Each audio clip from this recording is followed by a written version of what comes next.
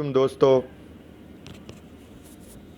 عید قربان پر پاکستان کے امیر طبقات نے لاکھوں روپے کے جانور خریدے، ذبح کیے، اپنی فریج اور ریفریجریٹرز کو بھر کر رکھ لیا، اور پاکستان کا غربت سے نیچے رہنے والا پاکستانی حسرت بھری نگاہوں سے دیکھتا رہا کہ حضرت ابراہیم علیہ الصلاۃ والسلام کی سنت پر کس طرح عمل کیا جا رہا ہے۔ پورے پاکستان میں گلیاں جو ہیں وہ ان جانوروں کی علیشوں کی بدبو سے بھری پڑی ہیں، لیکن لاہور کے دل خراش واقعہ نے، جس میں ڈیفنس میں رہنے والے خاندان نے 2 معصوم بچوں کو فریج میں سے کھانا جو بھوک کی وجہ سے نکالا ہوگا انہوں نے، کھانے کی وجہ سے قتل کر دیا اور تشدد کیا۔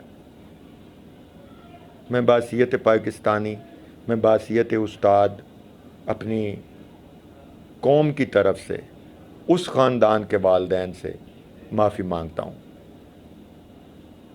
ہم استاد ناکام ہو گئے ہیں پاکستان کی سوشل، مورل، ایتھیکل فیبرک کو کنسٹرکٹ کرنے میں۔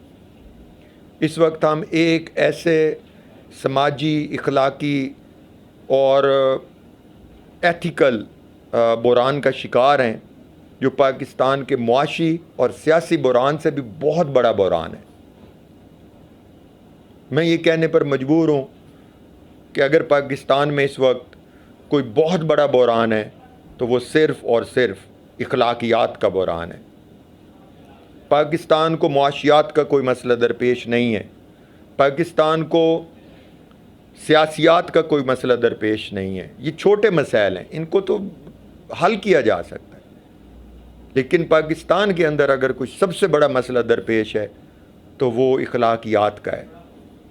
پاکستان کا نصاب تعلیم اخلاقیات کا درس نہیں دیتا، پاکستان کا نصاب تعلیم انسان پیدا نہیں کر رہا، پاکستان کا نصاب تعلیم کم ظرف پیسہ کمانے والی مشینیں پیدا کرتا ہے۔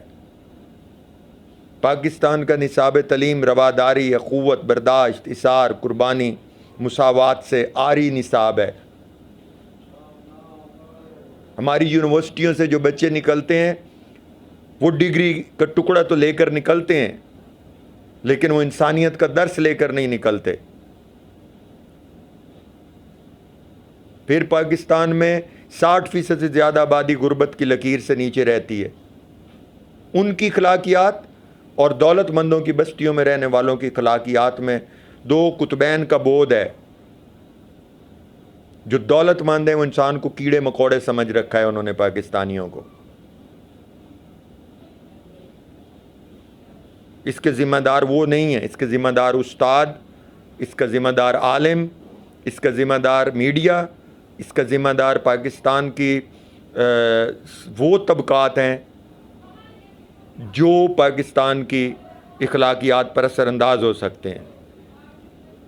اس کا حل صرف ایک ہے، پاکستان کے فرسودہ نظام تعلیم کو بدلنا ہوگا، پاکستان کے فرسودہ نصاب کو باہر پھینکنا ہوگا اور اس کی جگہ وہ نصاب لانا ہوگا جو انسانوں کی عزت، انسانوں کی توقیر، انسانوں کو انسان بنانے کا درس دیتا ہو۔ پاکستان کے اندر وہ اساتذہ لانے ہوں گے جن کو استاد ہونے کی تربیت دی گئی ہوگی۔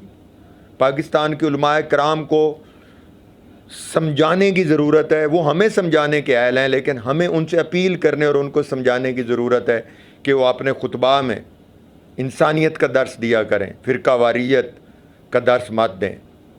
میں نے اپنی زندگی میں کبھی کسی عالم کو غریب کے حقوق کی بات کرتے نہیں دیکھا۔ میں نے ہمیشہ ان سے یہ سنا کہ تقدیر ایسا چاہتی ہے، تقدیر ضرور چاہتی ہوگی، انسان کے اوپر مقدر کا عمل دخل ہوتا ہوگا، لیکن کیا انسان محنت کرے تو اس کو اس کا صلہ نہیں ملتا؟ اللہ پاک قرآن میں فرماتا ہے کہ تم جتنی محنت کرو گے میں اتنا دوں گا۔ کیا کبھی عالم نے کسی مسجد کے باہر یہ لکھا کہ لیس الانسان الا ما سعی، کہ تم جتنی کوشش کرو گے میں تمہیں اتنا دوں گا؟ نہیں کیا۔ کیا کبھی کسی عالم نے معاشرے کو یہ بتایا کہ اثار کیا ہے، قربانی کیا ہے، اسوہ حسنہ کیا ہے؟ وہ ہر بات کرتے ہیں سوائے اس بات کے کہ محبت، اخوت اور رواداری اور مساوات کی بات نہیں کی جاتی۔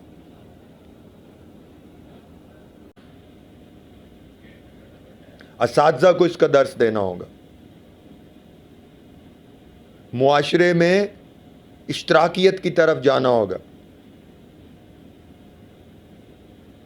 اگر آج پاکستان کی مقتدرہ نے، پاکستانی ریاست نے، پاکستانی سیاسی قیادت نے اور علماء نے، میڈیا نے اور عام سول سوسائٹی نے اور خصوصاً اساتذہ جو اس کے سب سے بڑے ذمہ دار ہیں، انہوں نے مل کر جدوجہد نہ کی اور انہوں نے آگے بڑھ کر اس قسم کے رویوں کو کنڈیم نہیں کیا اور اس کے توڑ نہیں کیا اور اس کے مقابلے میں reconstruction of social moral values پر توجہ نہ دی، تو باخدا ہماری داستان تک نہ ہوگی داستانوں میں۔